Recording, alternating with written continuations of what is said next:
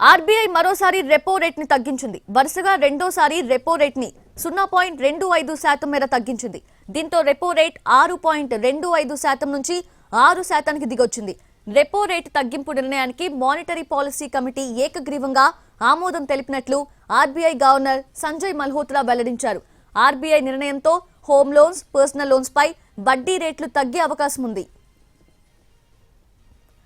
America tariff రేట్లు, ఆర్థిక మాంద్యం ఆందోళనలు ప్రభావం చూపే అవకాశాలపై monetary policy committee చర్చించింది.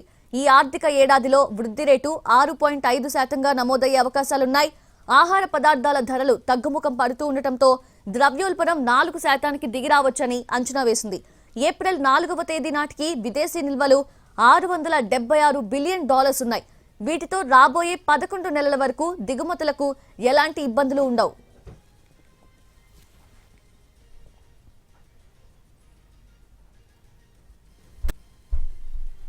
Of the evolving macroeconomic and financial. After a detailed assessment of the evolving macroeconomic and financial conditions and outlook, the MPC voted unanimously to reduce the policy repo rate by 25 basis points to 6% with immediate effect. Repo రేటుని 6.25% నుంచి 6% తగ్గించింది reserve bank. దీంతో బ్యాంకులు ఇచ్చే రుణాలపై వడ్డీ రేట్లు తగ్గనున్నాయి. EMI rates కూడా తగ్గుతాయి. అయితే వడ్డీ రేట్లు ఏ స్థాయిలో తగ్గించాలి అనే నిర్ణయం బ్యాంకులనేదంటున్న ఎస్బీఐ ఏజీఎం లక్ష్మీకాంతరావుతో రామ్ ఫేస్ టు ఫేస్ ఇప్పుడు చూద్దాం. 6.25 నుంచి 6కి తగ్గించింది, అంటే 0.25 తగ్గించినటువంటి పరిస్థితి అయితే ఉంది. అయితే దాని ఇంపాక్ట్ ఏ రకంగా ఉండబోతుంది? మనతో మాట్లాడడానికి ఎస్బీఐ ఏజీఎం లక్ష్మీకాంతారావు ఉన్నారు మనతో పాటు. సార్, ఎలాంటి ఇంపాక్ట్ ఉండొచ్చు? అంటే అసలు రెపో రేట్ ఏంటి, రెపో రేట్ యొక్క ఎఫెక్ట్ ఎలా ఉంటుంది? ఈ repo rate interest reserve bank adjust చేస్తూ ఉంటుంది.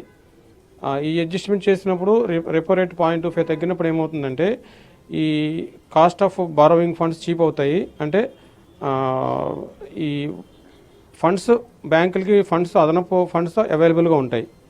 ప్రజలకి బారోవింగ్ కెపాసిటీ పెరుగుతుంది అండ్ ఈఎంఐస్ కూడా చీప్ అవుతాయి. తర్వాత ఎక్కువ లోన్స్ తీసుకోవడానికి అవకాశం ఉంటుంది. ఈ రిజర్వ్ బ్యాంక్ రేటు తగ్గించే ఈ సౌలభ్యాన్ని బ్యాంకులు ప్రజలకి, కస్టమర్లకు అందిస్తాయి. ఇంట్రెస్ట్ రేట్ తగ్గడం వలన ఈఎంఐ తగ్గుతుంది. ఈఎంఐ తగ్గడం వలన కస్టమర్ మరికొంత లోన్కి వెళ్ళడానికి ఛాన్స్ ఉంటుంది. ఆ అవకాశం సౌలభ్యం అయితే ఖచ్చితంగా ఉంటుంది కస్టమర్లకి. ఏ బ్యాంక్ యొక్క నిర్ణయాన్ని ఆ బ్యాంకే తీసుకుంటుంది, అయినప్పటికీ కూడా తగ్గేటటువంటి అవకాశం అయితే ఉంది. ఇంకొక పక్కన ఫండ్స్ అవైలబిలిటీ కానీ అలాగే లిక్విడిటీ కూడా ఎక్కువగా ఉండేటటువంటి అవకాశం ఉంది. కాబట్టి ఇది ఒక రకంగా లాభకరమైనటువంటి వార్తగానే చెప్పాలి. 6.25 నుంచి 6కి రెపో రేటు తగ్గడం కస్టమర్లకు ఒక రకమైనటువంటి శుభవార్తగానే కనిపిస్తుంది. ఏజీఎం గారు చెప్తుందని బట్టి. కెమెరా పర్సన్ నానితో రామ్, ఎన్టీవీ, విజయవాడ నుంచి.